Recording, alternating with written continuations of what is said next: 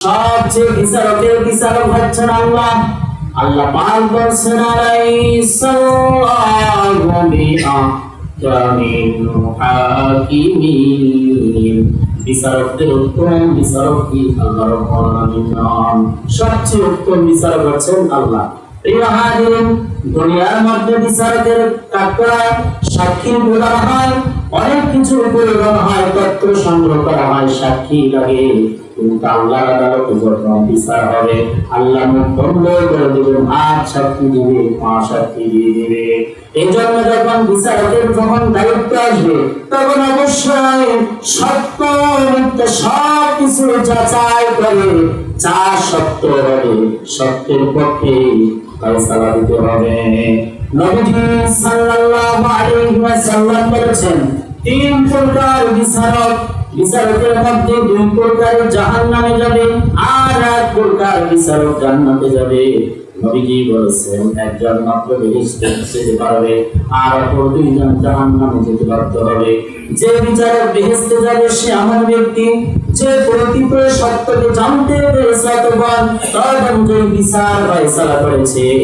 আর যে ব্যক্তি প্রকৃত সত্যকে জানতে পেরেও ফয়সালার ব্যাপারে অবিচার এবং জুলুম করেছে সে জাহান্নামী। আর যে ব্যক্তি অজ্ঞতা সত্ত্বেও জনগণের জন্য বিচার ফয়সালা করেছে সেও জাহান্নামী।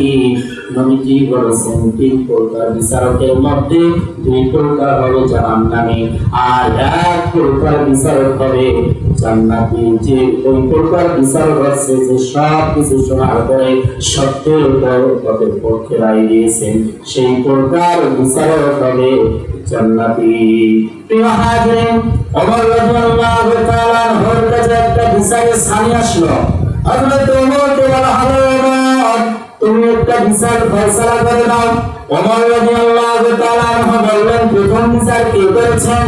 হযরত ওমরকে বলা হলো, প্রথম বিচার নবীজি সাল্লাল্লাহু আলাইহি ওয়াসাল্লাম করেছেন। বিচারটা ছিল মুসলমান এবং ইহুদি। নবীজি ইহুদির পক্ষে ফয়সালা দিলেন, কারণটা হচ্ছে ইহুদি ফয়সালা ছিল সত্য। হযরত ওমরের কাছে বললেন, ওমর বিচারে সানি করে দাও। হযরত ওমর বললেন, প্রথম বিচার নবীজি করেছেন, সুতরাং তুমি জিতো, নবীজির বিচার মানে নাই।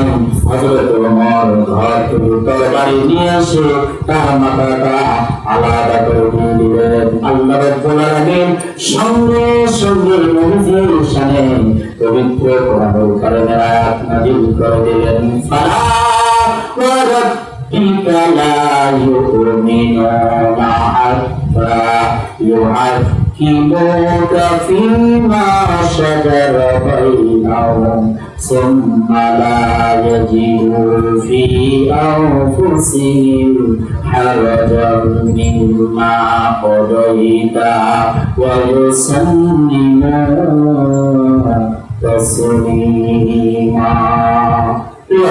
তাহলে যখন আমরা বিচারকের কোনো দায়িত্ব পাবো, তখন আমাদেরকে ন্যায় বিচার করতে হবে, নচেত আমাদের কপালে শাস্তি আছে না নেই বলেন।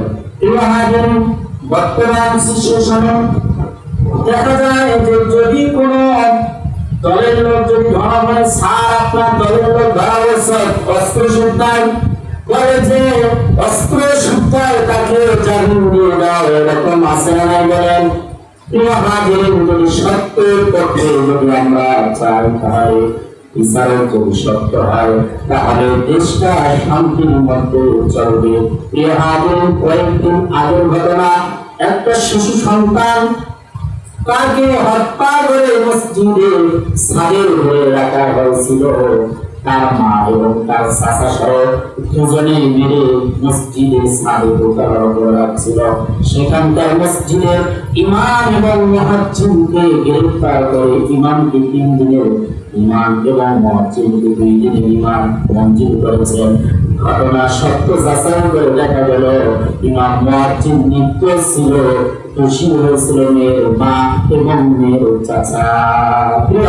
সেজন্য সব কিছু যাচাই বাছাই করে বিচার করতে হবে, নচেত আমাদের শাস্তি পরকালেও নিশ্চিত হবে। সেজন্য যদি কোনো প্রকার তার কাছে যদি কোনো বিচার নিয়ে আসে, অবশ্যই উভয় পক্ষকে সেখানে হাজির করতে হবে। এটা নবীজির কথা। প্রিয় হাজিরিন, আল্লাহ রাব্বুল আলামিন যেন আমাদের সকলকে ন্যায় এবং ইনসাফ ভিত্তিতে বসবাস করার তৌফিক দেন, বিচার ফয়সালা করার তৌফিক দেন। সকলে বলি আল্লাহুম্মা আমিন। ওয়া আখিরু দাওয়ানা আলহামদুলিল্লাহি রাব্বিল আলামিন। আসসালামু আলাইকুম ওয়া রাহমাতুল্লাহি ওয়া বারাকাতুহু।